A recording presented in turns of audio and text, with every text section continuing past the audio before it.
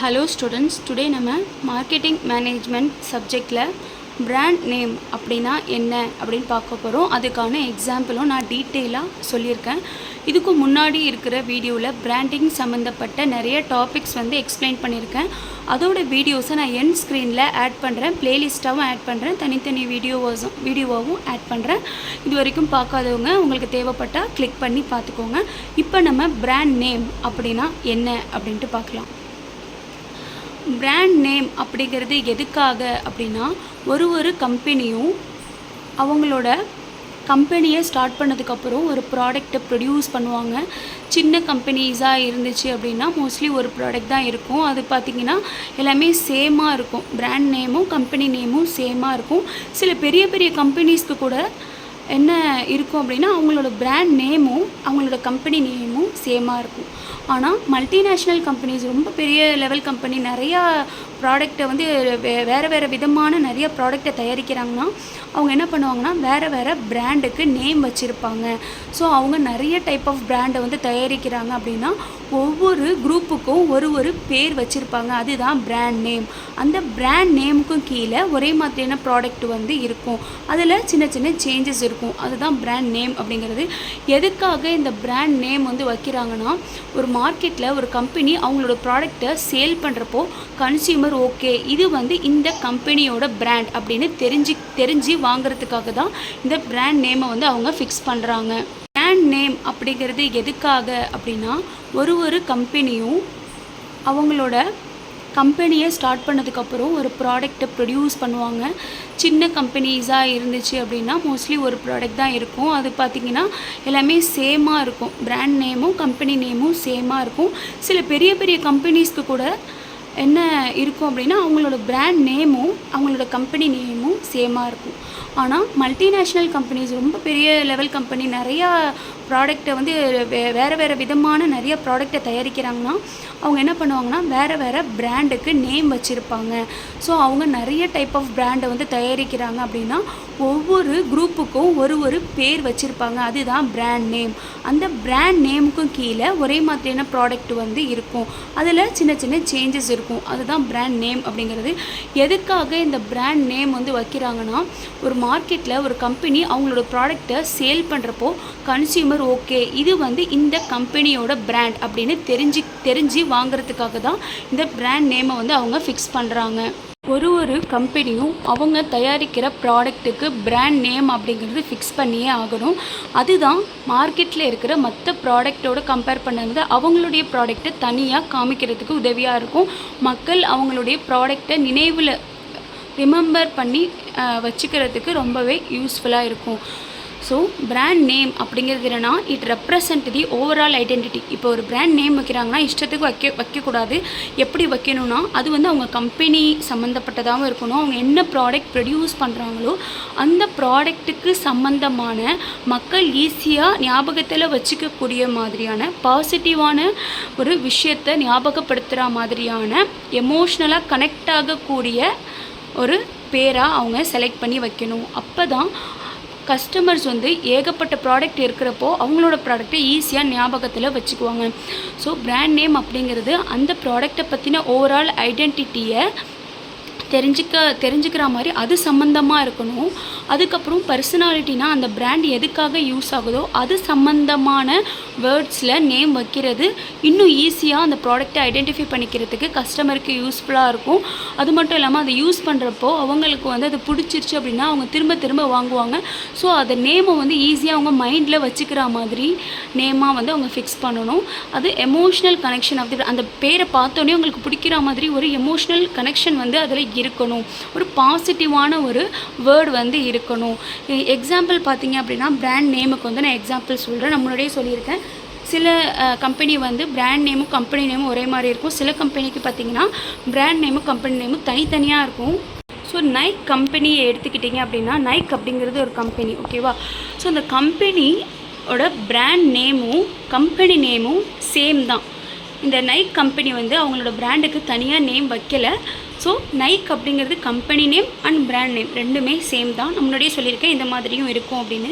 So அவங்க எப்படி வந்து அந்த பிராண்ட் நேம் நைக் அப்படின்னு இந்த ஏன் வந்து அந்த பேரை வச்சுருக்காங்கன்னா அதுக்கு என்ன அர்த்தம் அப்படின்னா அத்லெட் பர்ஃபார்மன்ஸ். ஏன் அத்லெட் பர்ஃபார்மன்ஸ் இன்ஸ்பிரேஷன் இன்னோவேஷன் இது எல்லாம் தான் நைக்குக்கு வந்து மீனிங். ஏன் நைக்னு பேர் வச்சுருக்காங்க அப்படின்னா அவங்களோட ப்ராடக்ட் எல்லாமே எது சம்மந்தப்பட்டதுன்னா ஃபுல் அண்ட் ஃபுல் ஸ்போர்ட்ஸ் சம்மந்தப்பட்டது தான். அதனால் அது சம்மந்தமான ஒரு டிஃப்ரெண்ட்டான ஒரு நேமை தான் அவங்க வச்சுருக்காங்க நைக் அப்படிங்கிறது. ஸோ இதை பார்க்கும்போதே வந்து அது எது சம்மந்தமாக இருக்குன்னா ஃபுல் அண்ட் ஃபுல் வந்து பாசிட்டிவிட்டியை கொடுக்குற மாதிரியும் க்ரியேட்டிவிட்டியை கொடுக்குற மாதிரியும் அப்டேட் பண்ணிக்கிற விஷயத்தை வந்து கொடுக்குற மாதிரியும் ஸ்போர்ட்ஸ் சம்மந்தப்பட்ட மாதிரியும் அதோட நேம் வந்து கொடுத்துருக்காங்க நைக் அப்படின்னு. ஸோ இப்படி தான் வந்து நேமை வந்து அவங்க செலக்ட் பண்ணணும். இதில் வந்து எந்த ஒரு சேஞ்சும் இல்லை. Company name and brand name வந்து சேம் தான் நைக் அப்படிங்கிறது. நெக்ஸ்ட்டு பார்த்திங்க அப்படின்னா ஏன் வந்து பிராண்ட் நேம் ரொம்ப முக்கியம் அப்படின்னா ஃபஸ்ட்டு ஒரு பீப்புள் வந்து ஒரு ப்ராடக்ட்டை எடுத்து பார்க்குறாங்க, அதோட பேக்கெட் எடுத்து பார்க்குறாங்கன்னா ஃபஸ்ட்டு அதை வந்து பேரை தான் படிப்பாங்க. அப்போ அந்த பேரை படித்து அவங்க மைண்டில் அது நிற்கணும், ரொம்ப ஈஸியாக இருக்கணும். ஸோ அந்த மாதிரி அவங்க வந்து கன்சிடர் பண்ணணும். அது மட்டும் இல்லாமல் அந்த ப்ராடக்ட் வந்து ஒரு கரெக்டான ஒரு குவாலிட்டியில் இருக்கணும். அப்போ தான் மக்கள் வந்து அதை வாங்கணும்னு விரும்புவாங்க. இப்போ இருக்கிற ஸ்டைலை வந்து மேட்ச் பண்ணணும். அது வந்து ரொம்ப அவுட்டேட்டடாக இருந்தால் வாங்க மாட்டாங்க. இப்போ இருக்கிற மக்களுடைய டேஸ்ட் என்ன அப்படிங்கிறத தெரிஞ்சுக்கிட்டு அதுக்கு ஏற்ற மாதிரியான ப்ராடக்டை கொடுக்குறது மட்டும் இல்லாமல் நேமும் ரொம்ப பழங்காலமாக இல்லாமல் இப்போ இருக்கிற மக்களுக்கு பிடிக்கிற மாதிரியான ட்ரெண்டியான கேட்சியான நேமாக வந்து அது இருக்கணும். நெக்ஸ்ட்டு பார்த்திங்கன்னா பிராண்ட் நேம் ஏன் ரொம்ப முக்கியம் அப்படின்னு கேட்டிங்கன்னா பப்ளிக் ஃபேஸிங் ஐடென்டிட்டி. ஏன் அப்படின்னா ஒரு பொருள் வந்து யாருக்கு வந்து சேல் பண்ணுறோம், மக்களுக்கு சேல் பண்ணுறோம், கஸ்டமருக்கு சேல் பண்ணுறோம். அப்போ அந்த ப்ராடக்ட் எங்கே எடுத்துகிட்டு வரணும், மார்க்கெட்டுக்கு. அந்த மார்க்கெட்டுக்கு அதை எடுத்துகிட்டு வரும்போது யார் அதை ஃபேஸ் பண்ண போகிறா, பப்ளிக், அதாவது கஸ்டமர்.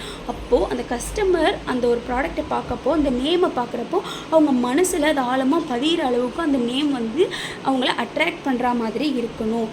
அது மட்டும் இல்லாமல் விஷுவல் கனெக்ஷன் வித் கஸ்டமர். அதை பார்க்கும் போதே அதில் இருக்கிற டிசைனாக இருக்கட்டும், அந்த நேமோட ஸ்டைலாக இருக்கட்டும், கலராக இருக்கட்டும், அப்படியே அவங்கள அட்ராக்ட் பண்ணுற மாதிரியான விஷுவலில் அவங்க கொடுத்துருக்கணும். அப்போ தான் அந்த கஸ்டமருக்கு அது எப்போதுமே மைண்டில் இருக்கும். இல்லை அப்படின்னா ஆயிரக்கணக்கான பிராண்ட் இருக்கும் போது கண்டிப்பாக வந்து அது மறந்து போயிடும். நெக்ஸ்ட்டு எக்ஸாம்பிள் கொடுத்துருக்கேன் பாருங்கள். செகண்ட் எக்ஸாம்பிள் பார்த்தீங்கன்னா ஜியோ அப்படிங்கிறது என்னென்னா அது வந்து ஒரு பிராண்ட் நேம். ஜியோவோட பிராண்ட் நேம்னா அப்போ ஜியோவோட கம்பெனி என்ன அப்படின்னு கேட்டிங்கன்னா ரிலையன்ஸ் இண்டஸ்ட்ரீஸ் பார்த்திங்கன்னா நிறைய பிராண்ட் வந்து வச்சுருக்காங்க. அதில் ஒன்று தான் வந்து என்ன அப்படின்னா ஜியோ அப்படிங்கிறது. ஸோ இதில் பார்த்திங்கன்னா பிராண்ட் நேம் வேறு, கம்பெனி நேம் வேறு. நான் வந்து ஒரே ஒரு பிராண்ட் நேம் மட்டும் கொடுத்துருக்கேன். ரிலையன்ஸுக்கு வந்து நிறையா பிராண்ட் இருக்குது. அதே மாதிரி எக்ஸாம்பிள் 3 பார்த்திங்கன்னா இன்ஃபோசிஸ் அப்படிங்கிறது கம்பெனி நேம். அது மட்டும் இல்லாமல் அந்த இன்ஃபோசிஸோட பிராண்ட் எல்லாமே நேம் என்னென்னா இன்ஃபோசிஸ் தான். அதே மாதிரி ஆப்பிளோட கம்பெனியோட பிராண்ட் எல்லாமே ஆப்பிள் தான். இதில் பார்த்தீங்கன்னா இன்ஃபோசிஸ் கம்பெனியும் ஆப்பிள் கம்பெனியும் கம்பெனி நேமும் பிராண்ட் நேமும் சேம் தான். நெக்ஸ்ட்டு எக்ஸாம்பிள் 4 பார்த்தீங்கன்னா ஹிந்துஸ்தான் யூனிலிவர் லிமிடெட்.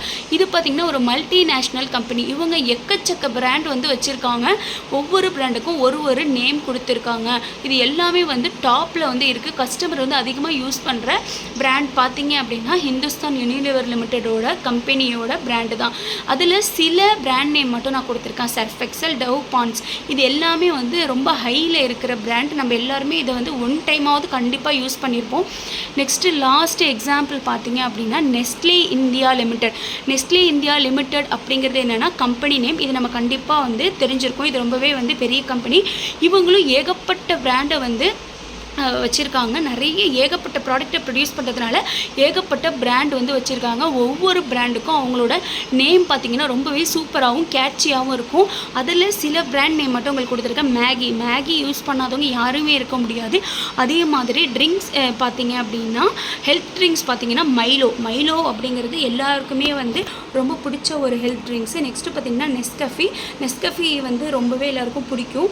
அதே மாதிரி கிட்கேட் தெரியாதவங்க யாராலையும் இருக்க முடியாது. ஸோ அது மாதிரி டாப்பில் மல்டிநேஷ்னல் கம்பெனிஸ் பார்த்திங்கன்னா ஏகப்பட்ட பிராண்ட் வச்சுருப்பாங்க. ஒரு பிராண்டுக்கும் ஒரு நேம் வச்சுருப்பாங்க. இது எல்லாமே எதுக்காகனா மக்கள் ஈஸியாக அதை தெரிஞ்சுக்கிட்டு அந்த ப்ராடக்ட்டை திரும்ப வாங்குறதுக்கு இந்த பிராண்ட் நேம் அப்படிங்கிறது ரொம்ப உதவியாக இருக்குது.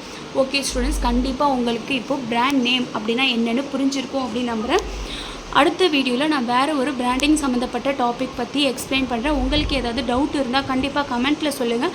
வேறு ஏதாவது டாபிக் பற்றி எக்ஸ்பிளைன் பண்ணணும் அப்படின்னாலும் கண்டிப்பாக கமெண்ட் செக்ஷனில் சொல்லுங்கள். நான் கண்டிப்பாக எக்ஸ்பிளைன் பண்ணுறேன்.